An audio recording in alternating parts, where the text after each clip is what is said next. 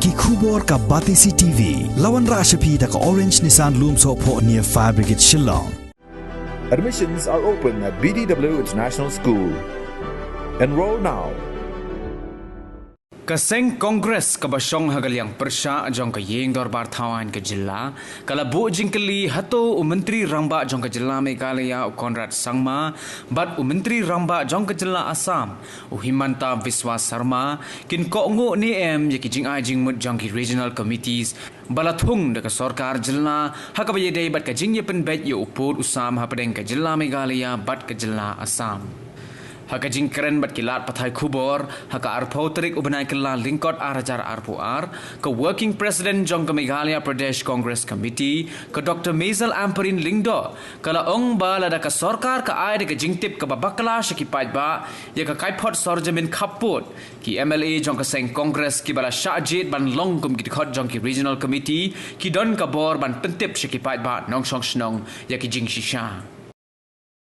As we are aware, the state government, represented by the Honorable Chief Minister and the Chief Minister of the state of Meghalaya, of Assam, have both proceeded to finalize phase 1 of the boundary dispute dialogue.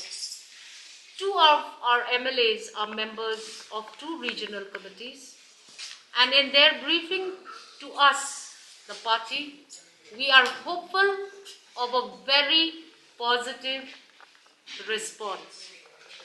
In the first phase of the boundary dialogue and the submissions to be made in the state to the government of India, it would have been ideal if public representatives, members of the district council and their respective heads would have been given an opportunity to review what is to be submitted to the government of India. It is a very tense moment for all of us because we have sat with our members who are members of these committee, and we have been given the assurance that the correct picture has been portrayed in their respective reports. We know that in West Khasi Hills and Ribhoi district, in the first phase, there is a strong probability that 9 out of 10 will be given to the state of Meghalaya, as per the reports prepared by the committee. Unfortunately, we are not permitted to divulge any of this information, but as a party, because our members are members of the regional committee, we thought it fit to tell you today that we are confident that 9 out of 10 we will retain all of these villages in the state of Meghalaya, because that was the report that was gathered from these locations. We have interacted with members and citizens of those villages.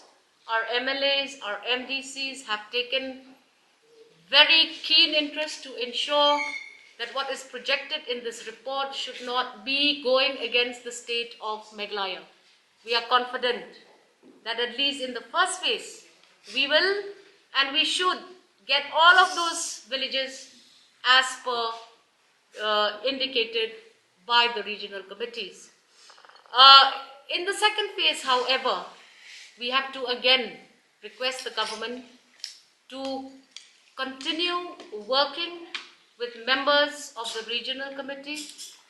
We still have Langpi, which is left pending for phase 2. Now that is going to be a very sensitive situation for the state of Meghalaya.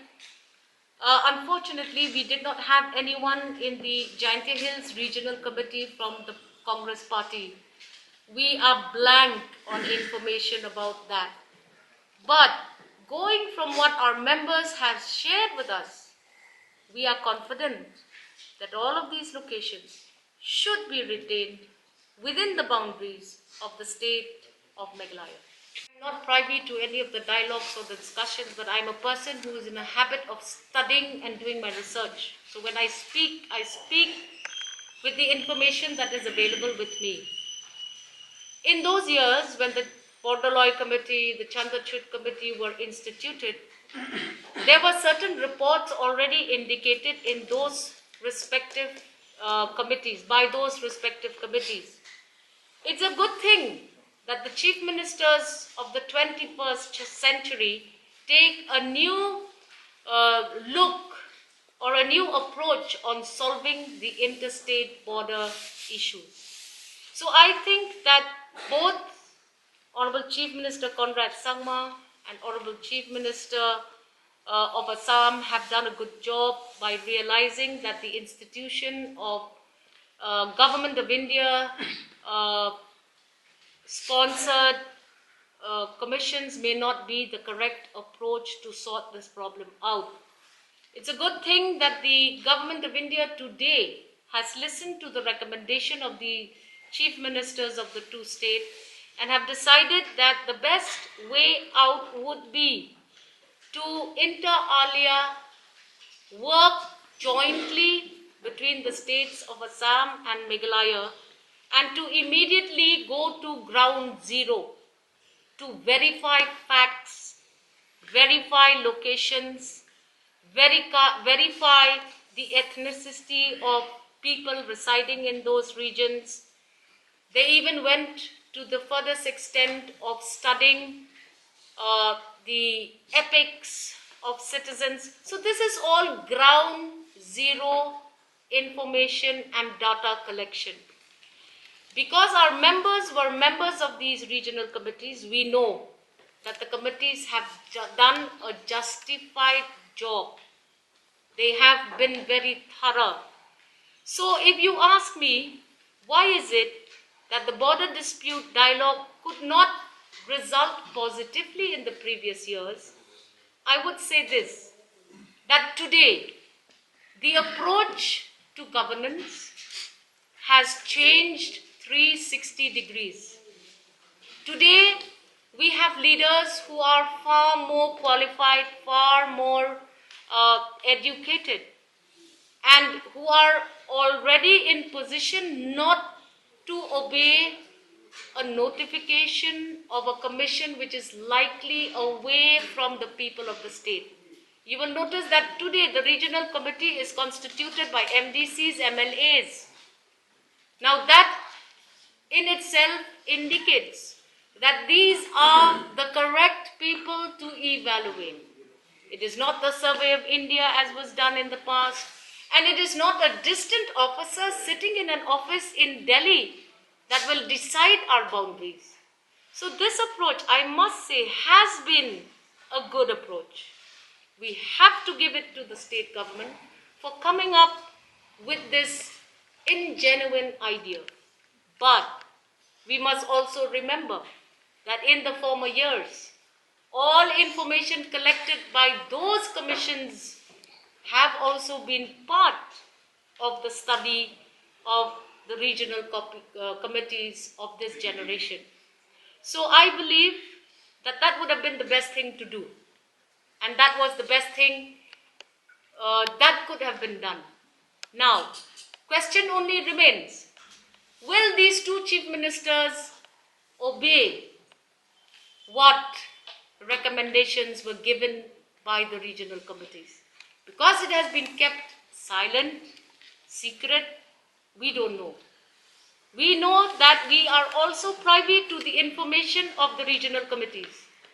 Even those documents, even if those documents are not made public, our members will be in authority to take out to the public any other misread calculation of these committees. But we must have faith in the system that has been put in place, and I am sure that if they go by the recommendations of the regional committees, the state of Meghalaya stands to gain in the long run. We say we have faith in the system that has been placed before the people of the state of Meghalaya. We will not have any preconceived notions. We will not just allow our emotions and our imaginations to take over the rationale of our thinking. Our two members have put the correct projection before the regional committees. We will not preempt the announcements to be made. And we must remember that the government of Meghalaya stands behind para 20 of the 6th schedule, which anyways contains the original projection of the boundary of these two states as announced in 1971. We have the backing of the para 20, which is an important document that will give the government of Meghalaya all necessary pressure and knowledge. We will not concede, and that is why when these committees were formed, we were happy that they have let the people of the two states to decide on their own boundaries. We stand by that. A democratic approach would have been the correct thing to do so that you just place the icing on the cake. We may be given a cake without icing tomorrow. We don't know. But why should we even imagine that it is going to go anti-people of Meghalaya? We would have done it otherwise. But we are not in office. And if somebody is doing it and has taken the correct initiatives, why would we doubt them? If there is any deviation from the recommendations of our committees where the two MLAs were members of those committees, we will find our own space or we will take a call. But right now, we don't want to preempt anything. Because if you preempt, you create confusion. If you create confusion, it is going to be dangerous for the people of the state of Meghalaya. We do not want to pour petrol on a fire.